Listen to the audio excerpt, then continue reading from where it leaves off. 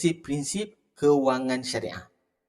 So dia dah mematuhi semua prinsip-prinsip dan dia juga dah mengambil kira perbincangan setiap mazhab. Kena ingat kalau kita ambil contoh, mazhab Syafi'i tidak membenarkan, maksudnya dalam mazhab lain ada tidak membenarkan dan apa dalil-dalil dia. So jadi dekat sini pakar-pakar syariah ataupun mufti-mufti dah membincangkan dengan detail dan jelas perkara ini. Jadi kita sebagai orang Islam, kita kena hormat kepakaran mereka dalam topik ini. Okey.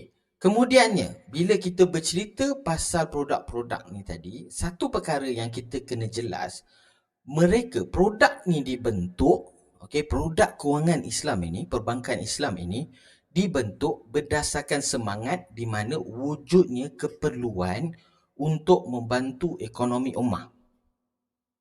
So jadi kena jelas tau. Tujuan dia, kenapa kita bersusah payah ni nak membentuk perkara ni, kita nak create produk ni tadi, salah satu dia wujud keperluan dalam ekonomi ummah.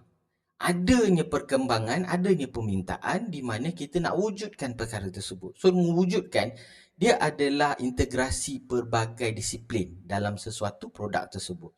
So jadi, saya pula, argument saya dekat sini, tuan-tuan dan perempuan kena jelas. Tuan-tuan bila dengar benda ni, kena faham saya tidak menjadi kata penyokong ke apa ke, tidak. Saya nak bagi tahu dekat tuan-tuan dan perempuan apa yang berlaku. Kita kena hormat perkara benda yang jelas ni. Benda yang jelas ni dia memang jelas dan dia tidak kita kata tak ada sorok-sorok. Di mana untuk membentuk sesuatu produk ni memang ada badan dia,